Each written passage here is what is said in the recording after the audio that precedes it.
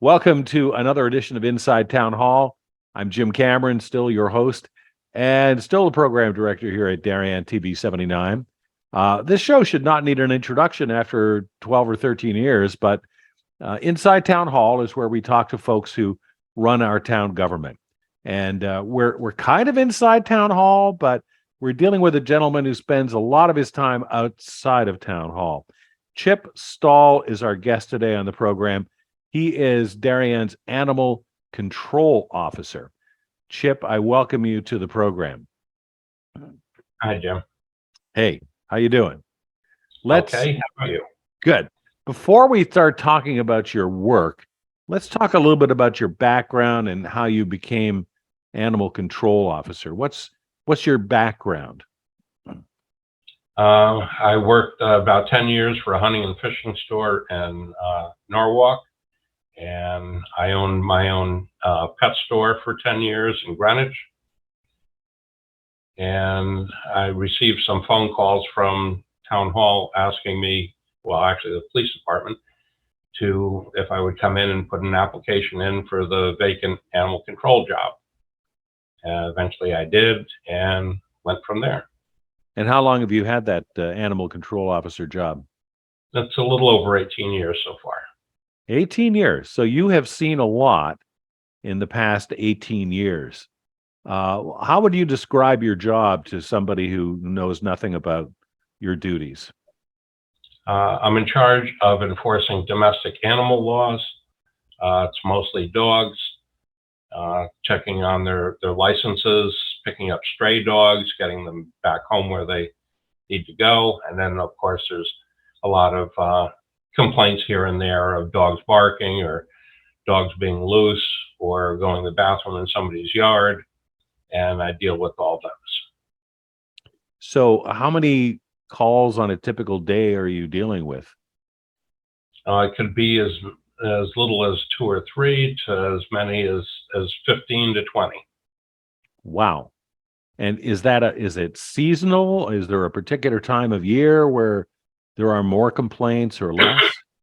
And usually during the good weather, spring and summer, more dogs seem to be getting loose because they're spending more time outside and people are out walking their dogs and incidents happen, whether it be biting or a dog getting loose.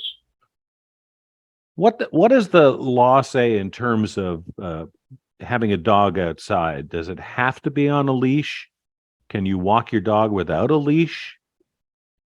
The state law says the dog must be under control. And that leaves it open to each town developing its own leash law. And Darien, we do have that. So anytime a dog is off of its own property, it has to be on the leash. But if it's on your own property, with or without one of those electronic canine fences, can you let your animal run free on your own property? As long as it stays on their property. And do you have any sense of how many dogs there are in Darien, and has that number increased since the pandemic? It hasn't really increased. We have about over 2,400 licensed dogs in Darien, and I'm guessing there's probably another 200 to 300 that haven't been licensed. That's a lot of dogs for a town. It's a lot of dogs for a town of 20,000. That's like 10%, right? Yeah. You have some homes that have 2 or 3 dogs, and other homes that just have one. We have a few homes that have 4 or 5 dogs. And you mentioned that dogs have to be licensed. Why is that, and how does one license their dog? Number one, it ensures that they're up to date on their rabies certificate. They need that rabies certificate to get the license. It's kind of, at least in Darien, dogs get out of jail free card. If it has a license and it gets loose and I pick it up, I just get it home. Unless it starts to become a repeat offender, then we have to deal with it other ways. And also some of the money that goes to the state is for the spay neutering program for towns and people that don't have the money to get their dog spayed or neutered. They can do it at a very low cost. And some of the money from the licensing goes to that. And do you know how much the dog license is each year? It's $8 for a dog that's spayed or neutered, $19 for a dog that is not spayed or neutered. And you can get that at town hall in the town clerk's office. Is that right? At town clerk's office, it literally just takes a minute or two to fill out the form and get the license. You can do it by mail, or you can stop in and do it with the friendly ladies over at town clerk's office. And after you get your license, do they give you a little tag that you're supposed to put on your dog's collar? Yeah, they give you a tag with an S hook, and you just squeeze it closed with a pair of pliers onto the dog's collar, and you're good for the year. And it runs fiscal year. And I assume each tag has some sort of serial number on it. So if you find a dog with a dog tag, you can look up the number and say, oh, this goes to the Jones house or something, right? Yes, each town the tags are marked with the town, the year, and the license number that we can look up. The dog licensing process, if I get my dog licensed and my dog doesn't like to wear a collar, so I've got the little tag, I just keep it in a drawer at home, and my dog runs free, what happens then? At least in this town, if you have proof that you have the license, but it gets the dog home much quicker if it is wearing it. And if you go into another state, you must have proof of rabies, and it's always helpful to have the license with you at the same time. If the dog gets loose, that town could look up that license or call me, and we could look up that license and get it back to the owner as quick as possible. We're talking with Chip Stahl. He is the animal control officer, works with the Darien Police Department, and he's been in that job for 18 years. So I guess you've seen everything. Let's stick with dogs for just a second, then we'll get to cats and some of the more exotic animals as well too. Do many owners chip their dogs? I mean, they literally put one of those microchips in the back of their neck so it can be scanned as well too? Well, more and more are getting done. Some of the chips can migrate where you can't find it or the reader can't come up with it. That's why having the dog license is very important. But we deal with Norwalk Veterinarian Hospital, and they'll scan dogs for us that we pick up and try to locate it. I've run into a number of situations where a dog did have a chip, but it wasn't registered to anybody. They didn't, do the paperwork or call the company and get it registered. So it doesn't help a whole lot. I see next to the bookshelf in the back of your office there, some sort of a noose device on a stick. And I guess that's what you use to catch dogs that are not wanting to be caught or not friendly and come up to you. How do you go about catching a dog if there's one that's on the loose and even without causing any trouble, you just know it's not on a leash and it seems to be running away from home? Is there some sort of a science to catching stray dogs? How do you go about doing it? Yeah, you have to kind of read their disposition. And there's been a few cases where we've had either a dog in a car that was very aggressive, and that's called a catch pole or a rabies pole. It comes in handy there. But 99% of the dogs that I have to handle, just putting a leash on them usually suffices in getting them. You will get some that are skittish, and got to get them kind of cornered in areas so that you can get a hold of them. Yeah. Dogs that bite. If I'm a pet owner and I'm taking my dog on a walk, and for whatever reason the animal didn't like somebody else who was walking nearby and bites that bystander, what do I do? How am I responsible? what does the law say about a case like that? Yes, the owner of the dog is always responsible, even if it's on a leash and it bites somebody. They have to have enough control over their pet to get it out of that situation. Um, it, Everybody has to be aware who's coming up, who's coming by, and maybe shorten up that leash, keep them away from the person coming by. You will have altercations, dog on dog. Um, it's just their own territorial look at things that can kind of, you do have to maintain awareness of where you are, what's coming by, to keep your pet out of that situation of biting another dog or getting bitten. But if I'm involved in a dog biting incident, either my dog or I've been bitten by a dog I don't know, who do I call? Do I call you at the police department? Do I run to the hospital to get a rabies test? What's the process? No, rabies, you do have some time before that has to be considered, contacting the doctor afterwards. But usually calling the police department immediately.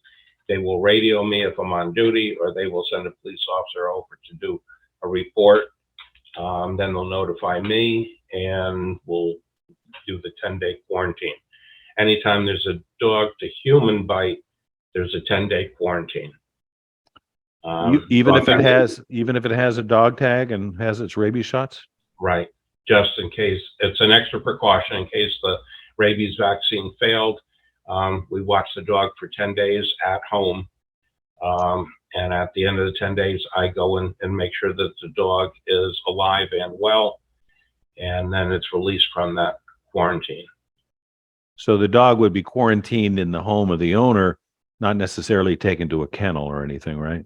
Correct. That just got changed about 3 or 4 years ago. If the bite took place off property, well, if I had my dog out in the street and it bit somebody, the dog would have to go to a kennel and off property quarantine. But now that the state changed that and everything is at the homeowner's house is where the quarantine takes place. Is there ever the equivalent of a hit and run where a dog bites somebody and then takes off with its owner? And Oh, yes. What do you do in a case like that? Do the best we can of trying to locate it, see if there's anybody else that witnessed it. Did they get into a car? Do we have a license plate? Sometimes certain areas, if the person was on foot, I can search the dog license database and see if there's a dog matching that description in that area. Other than that, it can be very difficult if the person takes off. Are there any recidivists? Are there any trouble dogs that seem to keep getting into trouble? Yeah, you have a few that get loose on a regular basis, and then I issue a ticket for allowing a dog to roam. And then if there's been a few bites with a dog, depending on the severity of it, we will do a nuisance biting ticket and possibly a restraining order where I can, it's a restraining order that has, Does it mean that the dog has to be kept at home under watch and key? It always has to be on a leash, even outside of its own home, or always wearing a muzzle when it's outside of its home, or it depends on the way I write it up. It could be that they have to have a fenced-in area for the dog if it's going to be outside.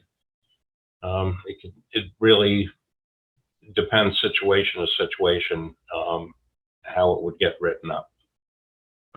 We're chatting with Chip Stahl, who is Darien's animal control officer. And we're still talking about dogs, but I promise, folks, we're going to move on to other animals, a little scarier than dogs. But dogs can be pretty scary as well, too. What about dogs that bark?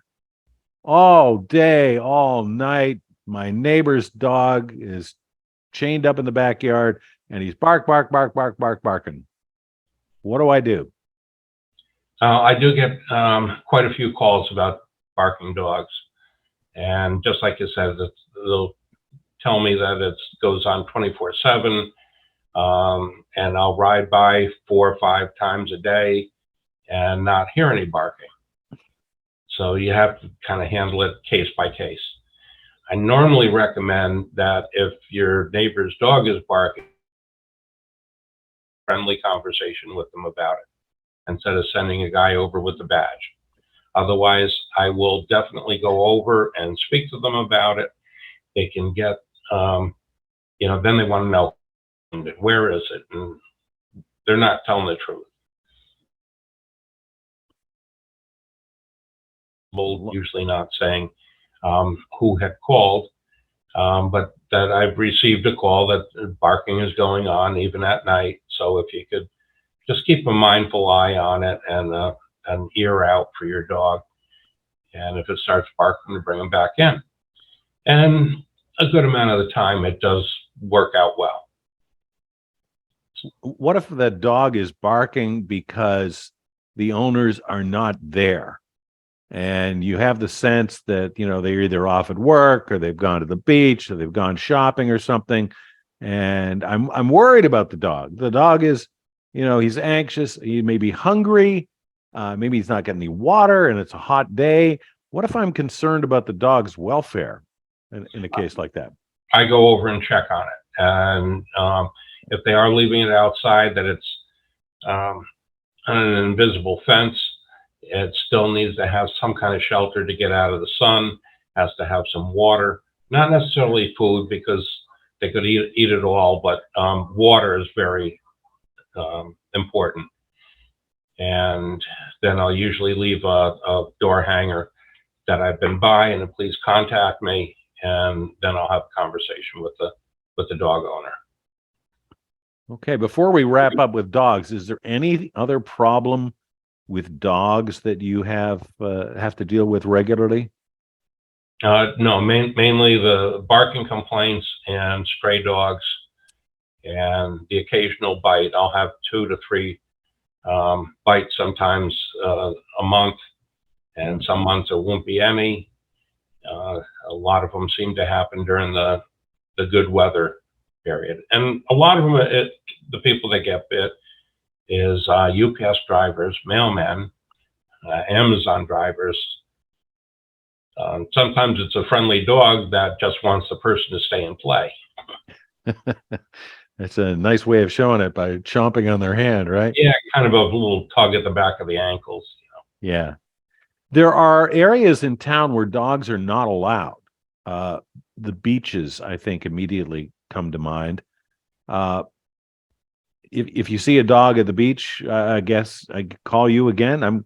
We're going to put your phone number in the show at the end here, so people will know how to reach out to you. But is that true? Beaches are off limits to dogs during the summertime. Yes, we do have some winter hours that dogs are allowed at Weed Beach, and those are posted. I think it starts November 1st and runs to March 1st or April 1st. I can't remember, but it starts November 1st usually. And dogs are allowed in certain areas there, which are usually marked, the parking lot, and then the left side of the beach, where dogs can be off leash on that part of the section of the beach, and they can go play in the water or whatever they want to do there. But I'm down at the beaches routinely during the summer to make sure that dogs aren't in there, because they're not allowed in the beaches, period, during the summer. Are dogs allowed in restaurants? That would be up to the restaurant. Okay. I wouldn't have any jurisdiction over that. Okay, enough with the dogs already. Let's move on to talk. I got to admit, I'm a cat person. Mm-hmm. Not a huge fan of dogs. Do you have any trouble with cats? I do get complaints about cats. State law allows cats to go any place. They don't have to be kept on a property the way a dog does. They're considered feral. So there's very little I can do unless it bites somebody. If a cat bites somebody, I have to try to get a hold of that cat, find the owner, and either quarantine the cat for 10 days, find out if it has a rabies certificate. But I don't do very much with cats. If one got hit by a car and was injured, I would pick it up and get it to a vet and get it made comfortable and try to locate the owner. But there are no cat licenses required. Not yet. Are rabies shots and other shots required for cats? Rabies shots, the only one that the state says that they must have. So if we have an incident where a cat bites somebody, if I can find the owner, they have to produce a rabies certificate. Otherwise, they could be issued a fine. Mm-hmm. Deer. There are a lot of deer in Darien. And I mean, are there any places in town that you have not seen deer? I haven't seen one in town hall. In town hall or Right. like on the property? Otherwise, just about any place else. And what do you do if you see a deer? I mean, aside from the fact they may be eating your tulips or your greenery out there, do I have to report seeing a deer? Do I just kind of admire it?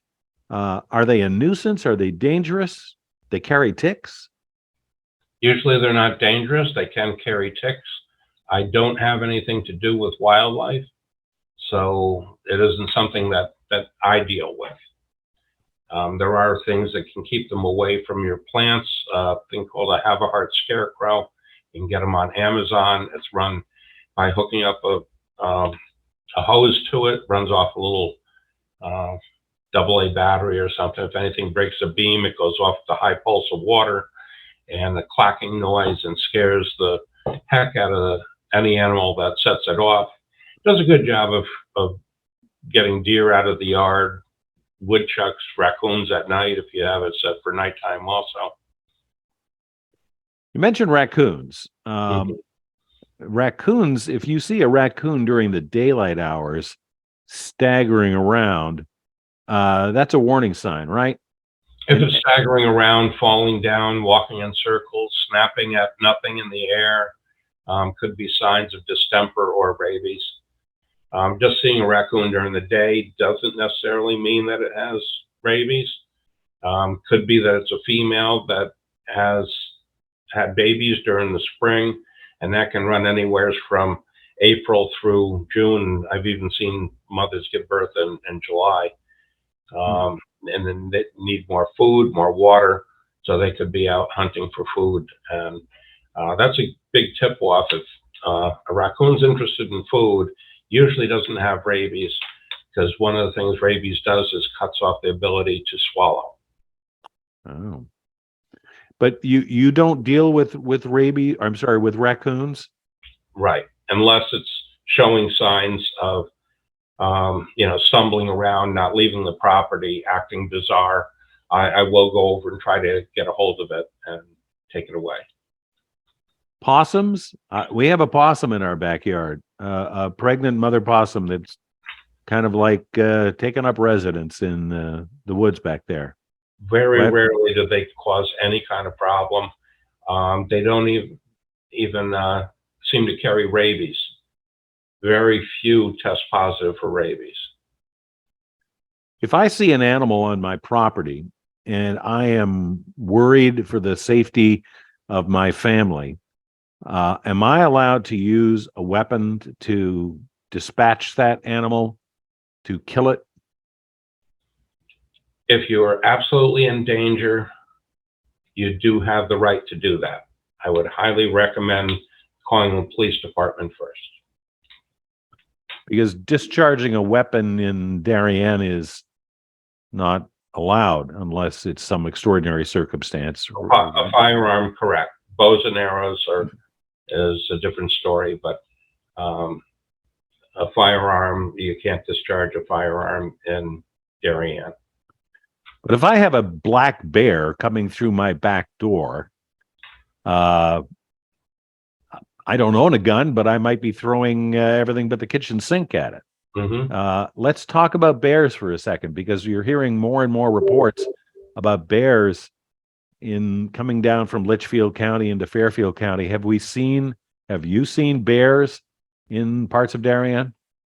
We've only had, I believe it's only two definite sightings of bear, and one was in the bottom of Mansfield Avenue, probably 4 or 5 years ago, maybe longer. And we were able to scare that away with noisemakers, and it was last seen heading up to New Canaan. So Great. Send that up north. That's where the feral regions are. We're talking with Chip Stahl, who is Darien's animal control officer for the last 18 years. Are there any other animals that you have to deal with, or you have seen in Darien, that we should be concerned about? Well, I don't deal with them, but we've seen bobcats and coyotes and foxes. Mm-hmm. And generally they don't cause problems with people. Coyotes could go after small dogs. Anything under 40 pounds could be a temptation for a coyote to go after if it's unattended. And it's just a dog territorial thing. Foxes, I haven't had one occasion where a fox has even gone after a chihuahua in town. And there's quite a few of them around. Wow. What's the most bizarre animal encounter that you've had in your 18 years as a control officer?